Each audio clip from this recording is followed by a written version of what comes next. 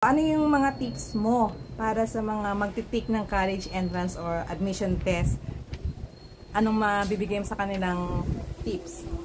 Ang ano ko lang talaga is mag-review kayo, guys. Like, kung madami nagsasabi na i-swing mo lang yun. Pero guys, sobrang mas nakakatakot yun. Kasi, yun nga, diba, nung Ateneo pang nakulangan ako sa review ko kasi na-busy ako. Kaya, syempre, kinabahan ako. Pero ano talaga, ang answer talaga, guys, is mag-review ka nga. Make time or mag-make time kayo. And of course, mag-answer ng mga mock exams. Mas maganda mag-join doon sa mga online, ano? Kasi, syempre, natitest yung ano mo sa time, matatapos mo ba yung exam, tapos syempre, kahit paano, makikita mo yung result. Yung sila yung kumbaga, sila yung nag-check ng ano mo, ng exam mo, yung mga mock test. Yun sa UP Champion. Malaking bagay din yun. Lalo na free naman. So, i-grab nyo na rin yung ganong opportunity. Tapos,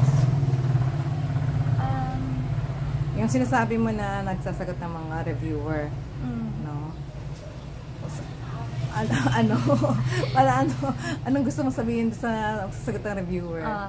Sa amin kasi pang madami kaming, pang nag-review kami ng madaming books para mas madaming coverage ng questions yung ma-experience ko. In that way, parang hindi ko masyadong masya-shock pag may nakita kang pang unfamiliar question. Kasi usually nag-rate lang yun sa mga questions na nakita mo na dati. So, mas maganda yung meron talagang practice, lalo na doon sa time. Then, ano pang iba mo pang tips? Isa pa sigurong tip is yung mga gumawa ka ng mga notes. Kasi ako may sarili akong notebook ng mga parang yung mga nahirapan ako, sinusulat ko talaga siya para natatnain ko agad. And siguro kapag kaya pa ng budget, kasi pwede rin mag-review center. Kasi in a way, pang you're investing lang into your future sa college naman.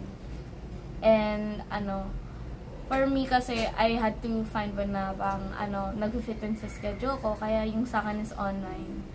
Pero, meron yung mga on-site review centers kapag yun yung mas comfortable sa iba. Yun ay kung merang budget. Kasi nga, medyo mahal din ang mga review center. Pero, yun naman ay parang investment mo na rin, di ba? Parang, kung kaya. Pero kung tingin mo medyo hindi, yun, sipagan mo lang siguro talagang mag-practice, na magsagot, compute or magbasa-basa, 'di ba? Para talaga kahit paano meron tayong stock knowledge, no? And then pagka ano naman masasabi mo during the exam na. So anong tip mo lang? Tips. Tips sa during the exam? Sa mismong exam. One of the things sa UP is tuwing may pang nahihirapan ako, tandaan lagi. Pagkabigay sa akin ng ng mga scotch paper, sinusulat ko na agad yun.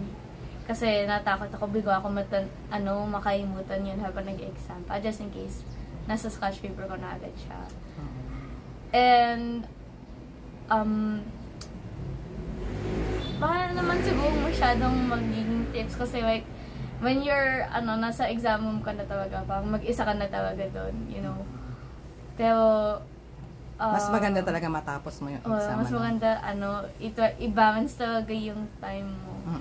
Kasi usually naman sinasabi na kung ilang time na ang left. And i-try niyo i-balance. Kapag may mahirap na question, i-mark niyo na lang muna sa tabi niyo na parang hindi mo pa siya nasasagutan. Tapos, move on muna. Tapos, balikan mo na lang yun. Or first comes to shove. Tapos, natapos na yung time, tapos may bangko ka. Ilagay mo lang yung pang wetter na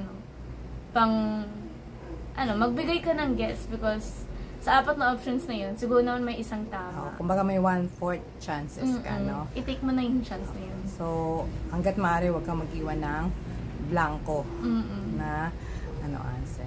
So, ayan. Konting tips na sana ay makatulong din sa inyo. Thank you for watching and don't forget to follow, like, and share. Bye!